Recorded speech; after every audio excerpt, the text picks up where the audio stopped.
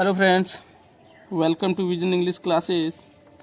Friends, आज हम लोग बिहार बोर्ड 12th क्लास का जो फर्स्ट चैप्टर है इंडियन सिविलाइजेशन एंड कल्चर, उसका पार्ट 2 पढ़ने जा रहे हैं। कल हम लोग इसमें पॉइंट नंबर 5 तक पढ़ा था और आज हम लोग इसमें पॉइंट नंबर 6 से प्रारंभ करेंगे। और जैसा कि कल हमने आपको बताया था कि हम लोग इस पे कंप्लीट कोर्स करने जा रहे हैं 12th का।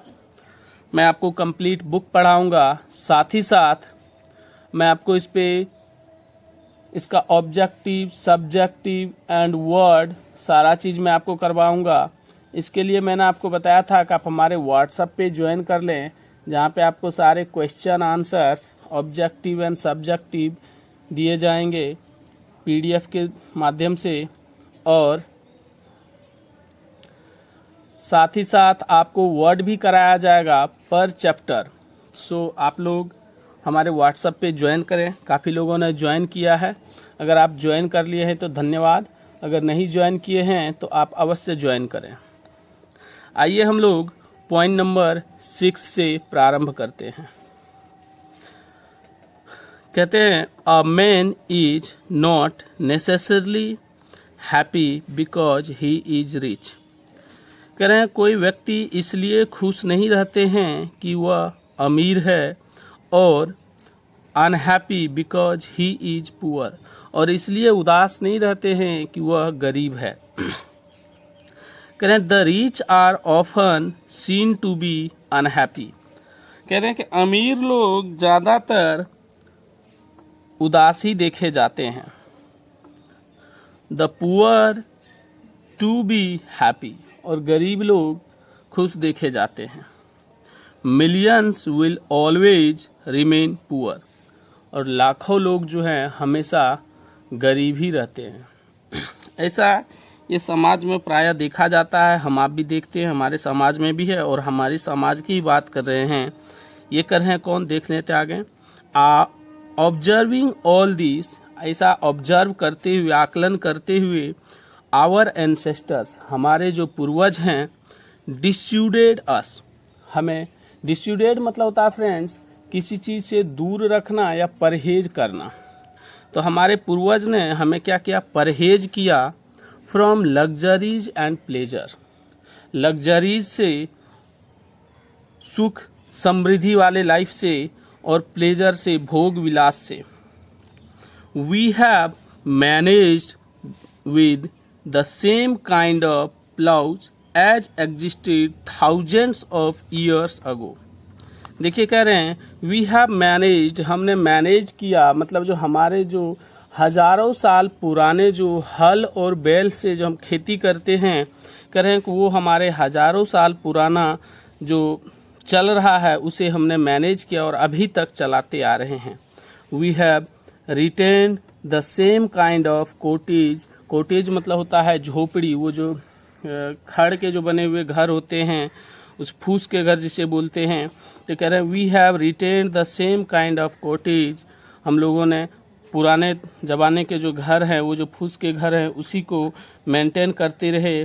That we had in former time, जो कि हमारे पुराने टाइम में थे। And our indigenous education remain the same as before, और हमारे जो परंपरागत शिक्षा हैं वो भी हमारे साथ ही बने रहे, और हमने उसको भी जारी रखा जो कि हमारे पुराने टाइम में चल रहे थे। अगला देखिए, कह रहे हैं we have had no system of life corroding competition.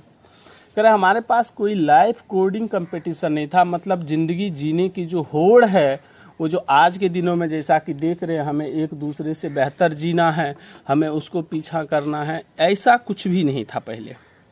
कह रहे हैं each followed his own occupation, सभी लोग अपने ऑक्यूपेशन, अपने जो काम को हैं करते थे, या ट्रेड करते थे, जो भी व्यापार थे करते थे। And charged a regular wage, और अपना दिन का जो जितना भी उनका मजदूरी होता था रेगुलर, वो अपना पाते थे।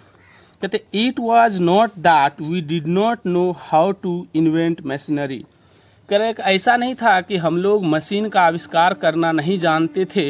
ये हमारे पूर्वज कह रहे हैं कि ऐसा नहीं था कि हम लोग मशीन का आविष्कार करना नहीं जानते थे, but our forefather knew that, हमारे पूर्वज ये जानते थे कि if it was not that we did know, sorry यहाँ पे सेंटेंस आगे चला गया, यहाँ है if we set our hearts after such things, अगर हम अपना हर्ट्स जो अपना जो ध्यान है इन चीज़ों के पीछे लगा देंगे, इन मशीन के पीछे लगा देंगे, तो क्या होगा ये देखिए कह रहे हैं we would become slaves and lose our moral fiber, हम लोग स्लेब्स बन जाएंगे, गुलाम बन जाएंगे, एंड हमारी जो नैतिकता है उसे हम खो देंगे। दे देयरफॉर, वे लोग इसलिए, आफ्टर ड्यू डेलिब्रेशन मतलब काफ़ी सोच विचार के बाद, decided that we should only do what we could with our hands and feet, काफ़ी सोच विचार के बाद हमारे पूर्वजों ने ऐसा डिसाइड किया कि हमें वही करना चाहिए जो हम अपने हैंड्स एंड फीट से कर सकते हैं, हाथ और पैर से कर सकते हैं, क्योंकि उन लोगों ने मशीन को बढ़ावा नहीं दिया। और क्यों नहीं दिया? क्योंकि अगर हम मशीन को बढ़ावा देंगे तो हम लोग क्या बन जाते? गुलाम बन जाते, जो कि आज बनते जा रहे हैं। तो देखिए यहाँ पे बहुत ही इम्पोर्टेंट ऑब्जेक्टिव भी बनेगा, तो आप इसे ध्यान से देखिए। कह रहे हैं they saw that our real happiness and health consisted in proper use of our hands and feet. कह रहे हैं कि वो लोग देखते थे हमारे जो पूर्वज है उन्होंने देखे थे कि हमारा जो वास्तविक खुशी है वो क्या है, किसमें है? Proper use of hands and feet, हाथ और पैर के प्रॉपर यूज से ही हमारा वास्तविक खुशी है। और हेल्थ हमारा जो है अगर मेंटेन होगा, हेल्थ अच्छा रहेगा जब हम पैर और हाथ से काम करेंगे। तो ऐसा हमारे पूर्वज सोचते थे और इसी वजह से हम लोगों ने मशीन का इन्वेंशन नहीं किया था। आइए पॉइंट नंबर 7 को देखते हैं। करें they further reason that large cities were a snare. करें वो आगे एक ऐसा मानते हैं कि जो बड़े शहर हैं वो बड़े शहर एक जाल के समान थे, यूजलेस इनकम्बरेंस और बेकार का एक बोझ बना हुआ था, and that people would not be happy in them. और कह रहे हैं कि इनमें जो लोग हैं बड़े शहरों में लोग खुश नहीं हुआ करते थे, मतलब जो बड़े शहरों के लोग हैं वो कभी भी खुश नहीं हुआ करते थे। That there would be gangs of thieves, क्योंकि वहाँ पे गैंग्स ऑफ थीव्स मतलब चोरों के झुंड हुआ करते थे,